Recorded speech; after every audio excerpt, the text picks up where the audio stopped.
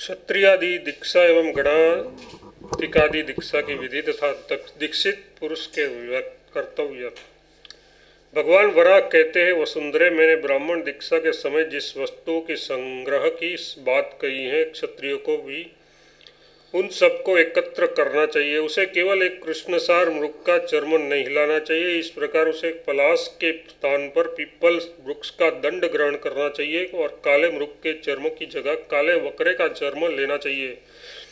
उसकी दीक्षा वेदी भी 16 हाथ की जगह 12 हाथ के प्रमाण की हो। उसको गोबर से लीप दे। तदनंतर गुरु के पैरों को पकड़कर वह कहे, विष्णु, मैंने संपूर्ण शास्त्रों एवं क्षत्रिय के क्रूर कर्मों का परित्याग कर दिया है और मैं अब आप विष्णु स्वरूप गुरुदेव की शरण में आ गया हूँ। आप उस जन्म मरण रूपी संसार सागर से मेरा उद्धार कीजिए। इस प्रकार गुरु से प्रार्थना कर उससे मेरी भावना करते हुए उसके दोनों चरणों को पकड़कर कहे, देवदेव वराह, अब मैं शास्त्र का स्पर्श करना नहीं चाहता और न शस्त्र का स्पर्श करना नहीं चाहता और न अब मैं किसी की निंदा ही करूँगा। आपने वारा रूप धारण कर संसार सागर से मुक्त होने के लिए जिन कर्मों को करने का निर्देश किया है, अब मैं वही करने के लिए तत्पर हूँ।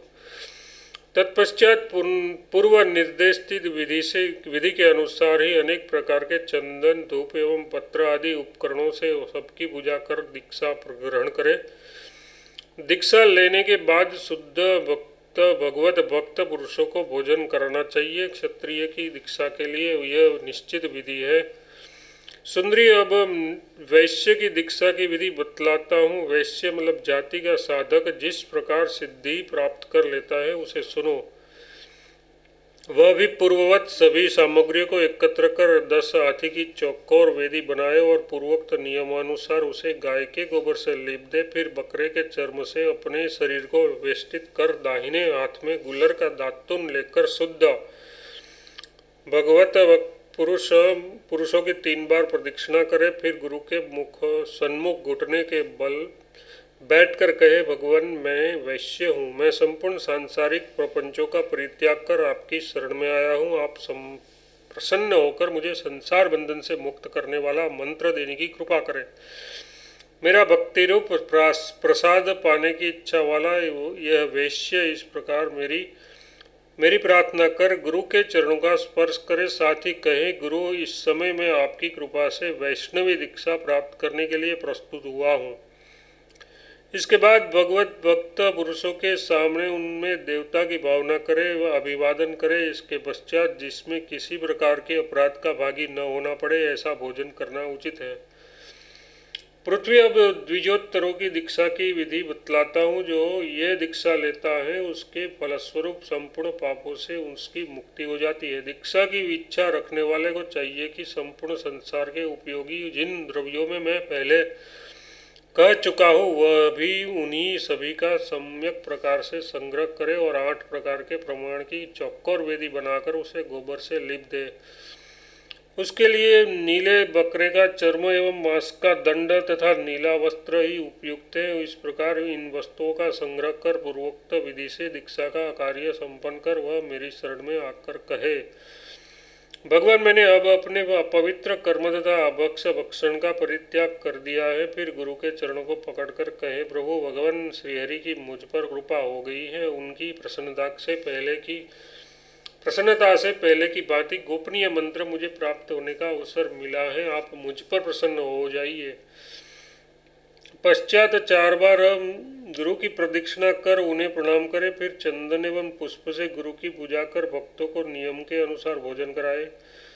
वसुंधरा, दीक्षित हो जाने पर सभी वर्णों को जिस प्रकार के छत्र दिए जाए वह यहाँ उसका स्पष्टीकरण किया जाता है। ब्राह्मण के लिए श्वेत, क्षत्रिय के लिए लाल, वैश्य के लिए पीला तथा द्विजेतर के लिए नीला छत्र मतलब छाता देने की विधि है। पृथ्वी बोली, केशव, सभी वर्णों की न्यायानुसार प्राप्त होने वाली दीक्षा मैं सुन चुकी। अब मैं ये जानना चाहती हूँ कि आपके कर्म में सदा संलग्न रहने वाले दीक्षित पुरुष के कर्तव्य क्या है।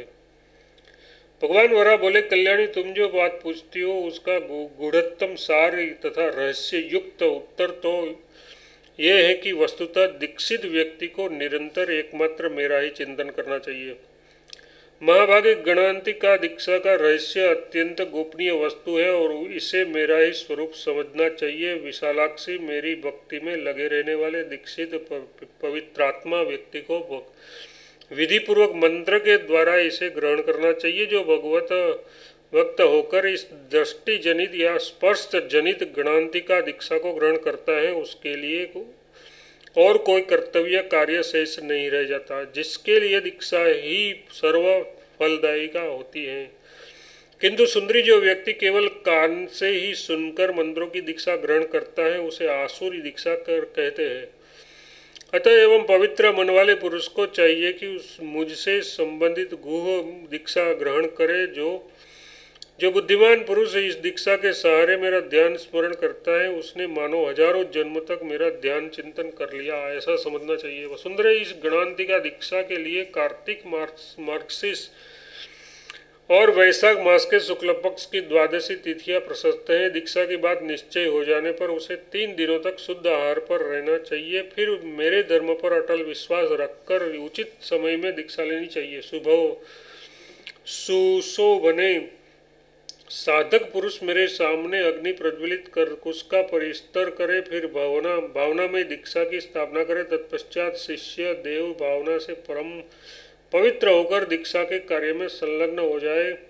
उस समय ओम नमो नारायण कहकर वह मंत्र पढ़े। मंत्र का भाव है, शिष्य, यह दीक्षा भगवान नारायण के दाहिने अंग से प्रकट हुई है, उसकी कृपा से ही पितामह ब्रह्मा ने इसे धारण किया है, वही दीक्षा तुम भी ग्रहण करो।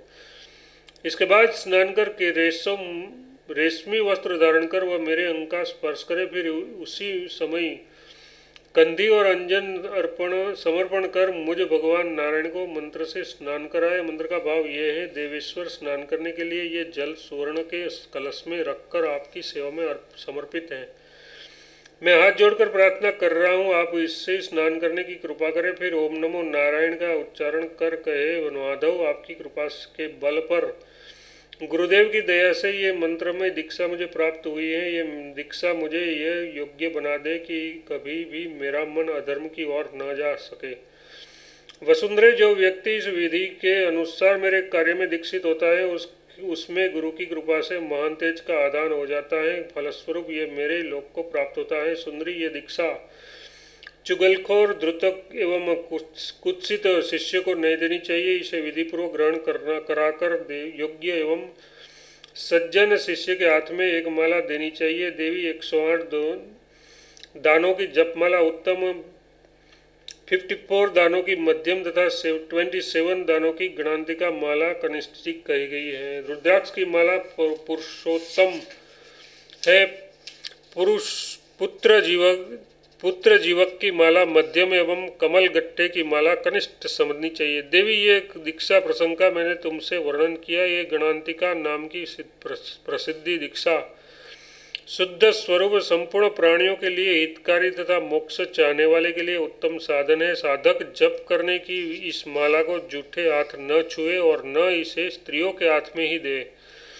बाएं हाथ से भी इसका स्पर्श न करे। इसे दीवाल में किसी रेशमी के सहारे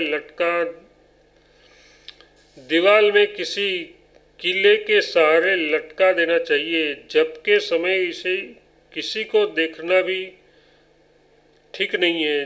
जप के पूर्व एवं उपरांत इसकी भी पूजा स्तुति करनी चाहिए। देवी, ये मैंने तुमसे दीक्षा का गूढ़ रहस्य बतलाया। जो पुरुष मेरी उपासना में परायण होकर इस विधि के अनुसार मेरे भगवत संबंधी इन कर्मों को संपन्न करता है, वह अपने 7 कुलों को तार देता है। अध्याय 128 फिनिश। पूजा विधि और ताम्र धातु की महिमा। पृथ्वी बोली, भगवान, अब आप मुझे ये बताने की कृपा करें कि आपके उपासक पुरुष को संध्या आदि कर्म तथा आपकी पूजा किस प्रकार करनी चाहिए। भगवान वराह कहते हैं, माधवी, संध्या में संसार से मुक्त करने की शक्ति है। अतः प्रातःकाल शौच स्नान आदि से निवृत्त होकर विधि पूर्वक संध्या की उपासना करनी चाहिए। पहले श्रद्धालु पुरुष हाथ में एक अंजलि जल लेकर कुछ क्षण तक मेरा ध्यान करे। फिर कहे, भगवान, आदिकाल में आप ही व्यक्त रूप से विराजमान थे। आपसे संसार की सृष्टि हुई। ब्रह्मा, रुद्र तथा अन्य सभी देवता आपसे ही उत्पन्न होकर आपके ध्यान में तत्पर हुए। वे संध्या के समय में ध्यान द्वारा आपकी आराधना करते हैं। आप ही सातों दिन, पक्ष, मास, ऋतु आदि कर्म, काल कर्म की व्यवस्था करने के लिए सूर्य रूप से प्रकट हैं। अतः भगवान, इस संध्या काल में हम आपकी उपासना करते हैं। आपको हमारा नमस्कार है। उपासना का ये विषय अत्यंत गोपनीय, रहस्यमय तथा परम श्रेष्ठ है। जो इसका सदा पाठ करता है वह पाप से लिप्त नहीं हो सकता। जिसने दीक्षा नहीं ली है एवं यज्ञोपवीत धारण नहीं किया है, उसे कभी भी इस मंत्र को नहीं बताना चाहिए। देवी, संध्या के बाद मेरी पूजा के लिए पहले कर्मांग दीपक न जलाने की विधि है। इसके लिए साधक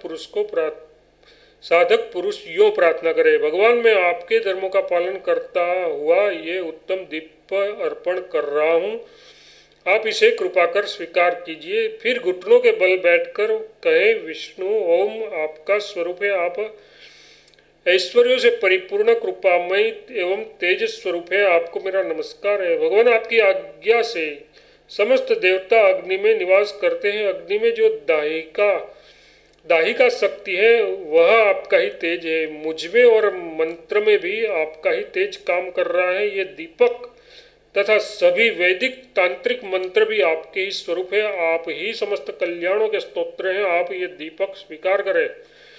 तदनंतर मेरा उपासक अर्घ्य, पाद्य, आचमन, स्नान, चंदन आदि पुष्प आदि से मेरा अर्चन कर धूप दिखलाए। धूप उत्तम गंध से युक्त और मन को आकृष्ट करने वाला हो, उसे हाथ में लेकर ओम नमो नारायण कहकर इस मंत्र का उच्चारण कर इस प्रकार कहे, केशव, आपके अंग तो स्वाभाविकतः सुगंधित ही है, फिर भी मैं इन्हें इस सुगंध गंध वाले धूप से सुगंधित करना चाहता हूँ। फूल स्वरूप मेरे भी सभी अंगों को गंधयुक्त बनाने की कृपा करे। प्रभु, आपको धूप अर्पण करना साधक के लिए संपूर्ण संसार से मुक्त करने का परम साधन है। इस प्रकार उत्तम दीपक हाथ में लेकर घुटनों के बल बैठ जाए और पूजा कर पुनः कहे, विष्णु, आपके लिए नमस्कार है। आप परम तेजस्वी हैं। संपूर्ण देवता अग्नि में निवास करते हैं और अग्नि आपके ही तेज से प्रतिष्ठित है। तेज स्वयं आपका आत्मा है। भगवान, प्रकाशमान ये दीप तेजोमयी है। संसार से मुक्त होने के लिए मैं इसे आपको अर्पण करता हूँ। आप इसे स्वीकार करने की कृपा कीजिए। आप मूर्तिमान होकर मेरे इस अर्पण को सफल बनाइए। वसुंधरा, जो इस प्रकार मुझे दीपक अर्पण करता है उसके समस्त पितामह आदि पितर तर जाते हैं। भगवान नारायण की इस प्रकार की बात सुनकर पृथ्वी का मन आश्चर्य से भर गया था। उन्होंने पूछा, भगवान, मैं ये जानना चाहती हूँ कि आपके पूजन की सामग्री कैसे पात्रों में रखी जानी चाहिए जिससे आपको प्रसन्नता होती है। भगवान ने इसे आप तत्वतः बताने की कृपा कीजिए। भगवान वराह बोले, देवी, मेरी पूजा के पात्र सोने, चांदी और कांसे आदि के ही हो सकते हैं, किंतु उन सबको छोड़कर मुझे तांबे का पात्र ही बहुत अच्छा लगता है। भगवान नारायण की ये बात सुनकर धर्म की इच्छा रखने वाली पृथ्वी देवी ने उस जगत प्रभु के प्रति ये मधुर वचन कहा, भगवान, आपको तांबे का पात्र ही अधिक रचता है। इसका रहस्य क्या है, ये मुझे बताने की कृपा करें। उस समय पृथ्वी का प्रश्न सुनकर अनादि परम स्वतंत्र भगवान नारायण, जो विश्व में सबसे बड़े देवता हैं, पृथ्वी से इस प्रकार बोले, माधवी, आज से 7000 युग पूर्व तांबे की उत्पत्ति हुई थी और वह मुझे देखने में अधिक प्रिय प्रतीत हुआ। कमल नयने पूर्व समय में गुड़ाकेश नाम का एक महान असुर तांबे का रूप बनाकर मेरी आराधना करने लगा। विशालाक्षी, उसने धर्म की कामना से 14,000 वर्षों तक कठोर तप करते हुए मेरी आराधना की। उसके हार्दिक भाव एवं तीव्र तप से मैं संतुष्ट हो गया। अतः तांबे के समान चमकने वाले उस दिव्य स्थान पर मैं गया। वह तांबे की उत्पत्ति हुई थी। देवीश्वरी, उस आश्रम को देखकर मैंने उससे प्रसन्न होकर कुछ बातें कही। इतने में ही वह महान असुर मुझे देखकर घुटने पर बैठ गया और मेरी स्तुति करने लगा। फिर मेरी उपासना में तत्पर रहने वाले उस गुड़ाकेश नामक असुर ने मेरे चतुर्भुज रूप को देखा तो नमस्कार पूर्वक हाथ जोड़ लिया और भूमि पर मस्तक झुककर मेरी प्रार्थना के लिए उद्यत हो गया। उस असुर को देखकर मेरा अंतःकरण प्रसन्न हो गया और मैंने उससे कहा, गुड़ाकेश, तुम बड़े भाग्यशाली हो, कहो मैं तुम्हारे लिए कौन सा कार्य करूं। श्रुवत मेरी आराधना बड़ी कठिन वस्तु है, फिर भी तुम्हारे मन कर्म वचनों द्वारा संपादित भक्ति से मैं परम संतुष्ट हूँ। अनग अब तुम्हें जो रुचे तुम वह वर मांग लो। वसुंधरे मेरी इस प्रकार की बात सुनकर गुड़ाकेश ने हाथ जोड़कर हृदय शुद्ध हृदय से कहा, देव यदि आप सचमुच मुझ पर अंत हृदय एवं मन से प्रसन्न है तो मुझ पर ऐसी कृपा करें कि हजारों जन्मों तक मेरी आप में दृढ़ भक्ति बनी रहे। केशव, साथ ही मेरी ये इच्छा है कि आपके हाथ से छूटे हुए चक्र के द्वारा मेरी मृत्यु हो और इस प्रकार मेरे शरीर के गिरने पर उनसे जो कुछ भी बसा, मतलब चर्बी, मज्जा, मेद और मांस आदि बिखरे वे सब तांबे के रूप में परिवर्तित हो जाए तथा उसमें सबको पवित्र करने की शक्ति निहित हो। फिर मंगलमय धार्मिक कार्य करने वाले पुरुष उस तांबे से आपके पात्र का निर्माण कराए। उस तांबे के पात्र में आपकी पूजनोपयोगी वस्तु रखकर साधक आपको निवर्दित करे तथा उस अर्पित की हुई वस्तु से आप पूर्ण प्रसन्न हो। भगवान, यदि आप प्रसन्न हैं तो मुझे यही वर देने की कृपा करें। उस समय भगवान नारायण ने गुड़ाकेश से कहा, असुरराज, तुमने उग्र तपस्या करते हुए जो कुछ भी सोचा है वह सब वैसा ही होगा। जब तक मेरा बनाया हुआ संसार स्थिर रहेगा तब तक तुम ताम्रमय बनकर मुझ में स्थिर रहोगे।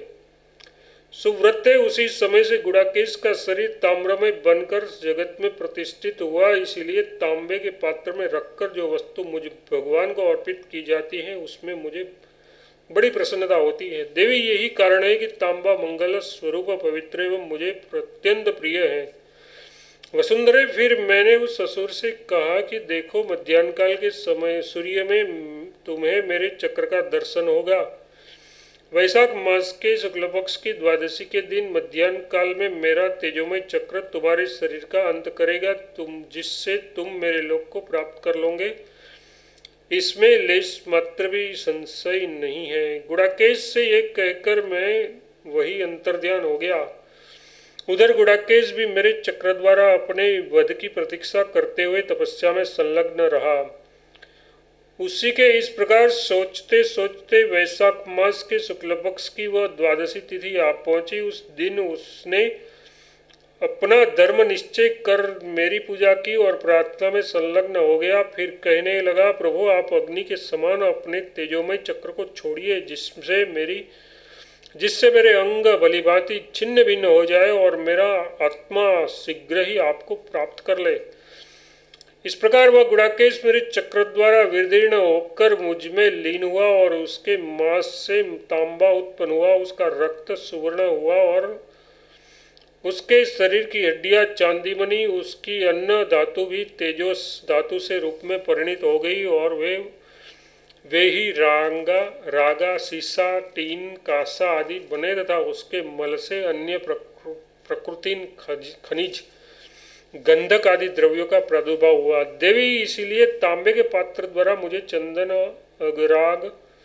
अंगराग, जल, अर्घ्य, पाद्यादि अन्य वस्तुएं अर्पण की जाती है। देवी, तांबा के पात्र में स्थित एक एक पके चावल में अनंत फल भरा है। इससे श्रद्धालु पुरुषों की मेरी उपासना में रुचि बढ़ती है। इस प्रकार से उत्पन्न होने के कारण ताम्र मुझे अधिक प्रिय है। दीक्षित पुरुष इस ताम्र पात्र से ही पाद्य एवं अर्घ देते हैं। देवी, इस प्रकार मैंने दीक्षा की विधि एवं तांबे की उत्पत्ति के प्रसंग का तत्वतः वर्णन किया। अब तुम दूसरी कौन सी बात पूछना चाहती हो वह बताओ। अध्याय 129। राजा के अन्न भक्षण का प्रायश्चित। पृथ्वी देवी बोली, प्रभु, आपकी दीक्षा का महात्म्य अत्यंत अद्भुत है। महाभाग इसे सुनने में अत्यंत निर्मल हो गई, किंतु मेरे मन में एक शंका रह गई है। आपने इसके पूर्व 32 प्रकार के अपराध कहे हैं। यदि अल्प बुद्धि वाले मनुष्य द्वारा इसमें से कोई अपराध बन जाता है तो उसकी शुद्धि किस प्रकार हो। माधव, आप मुझे बताने की कृपा करें। भगवान वराह बोले, देवी, मेरी उपासना में संलग्न रहने वाले शुद्ध भागवत भागवत पुरुष यदि लोभ अथवा भय से राजा का अन्न खाते हैं तो उन्हें 10,000 वर्षों तक नरक की यातना सहनी पड़ती है। भगवान की ये बात सुनकर पृथ्वी देवी कांप उठी। वे अत्यंत दीन मन होकर भगवान से मधुर वचनों में फिर इस प्रकार कहने लगी। पृथ्वी देवी बोली, भगवान, राजाओं में ऐसा कौन सा दोष है जिससे उसका अन्न खाने से प्राणी को नरक में जाना पड़ता है। भगवान वरा बोले, पृथ्वी, राजा का अन्न कभी खाने योग्य नहीं है। राजा यथासंभव संसार में यद्यपि सबसे समान भाव से ही व्यवहार करता है, फिर भी उससे दारुण राजस या तामस कर्म भी घटित हो जाते हैं। इसलिए पृथ्वी देवी, राजा का अन्न गहित निंद्य बताया गया है। अतएव जगत में सम्यक प्रकार से धर्म का आचरण करने वाले व्यक्ति को राजा का अन्न खाना उचित नहीं है। वसुंधरे, अब भक्तों को जिस प्रकार राजा का अन्न खाना चाहिए मैं उन प्रक्रियाओं को बताता हूँ, उसे सुनो। पहले राजा को चाहिए कि वह शास्त्रीय विधि के अनुसार मंदिर बनाकर उसमें मेरी प्रतिष्ठा करे और फिर भक्त भागवतों को धन धान्य समृद्धि आदि प्रदान कर वैष्णव द्वारा मेरा नैवेद्य तैयार कराकर मुझे समर्पित करके भोजन कराए। इस प्रकार राजा का अन्न खाने से भागवतों मतलब मेरे भक्तों को अन्न का दोष नहीं लगता। पृथ्वी देवी बोली, जनार्दन, यदि कोई मनुष्य आपका भक्त अनजाने में राजान्न भक्षण कर लेता है तो वह कौन सा कर्म करे जिससे उसकी शुद्धि हो जाए। भगवान वारा बोले, देवी, एक बार चांद्रायण या संतापन व्रत मतलब 6 रात्रियों का उपवास के अनुष्ठान अथवा कई बार तृप्त कुछ व्रत मतलब जल, दूध और घी को एक साथ गर्म कर एक दिन पीने तथा दूसरे दिन उपवास, ये आचरण द्वारा मनुष्य राजन्न भक्षण के दोष से छुटकारा प्राप्त कर लेता है और उसमें लेस मात्र भी दोष नहीं रह जाता। राजा का अन्न खाना उचित नहीं है, विशेषकर उसमें जो मेरी पूजा आराधना करता हुआ जीवन व्यतीत करना चाहता या उत्तम गति पाने की चेष्टा करता है। अध्याय 130 फिनिश।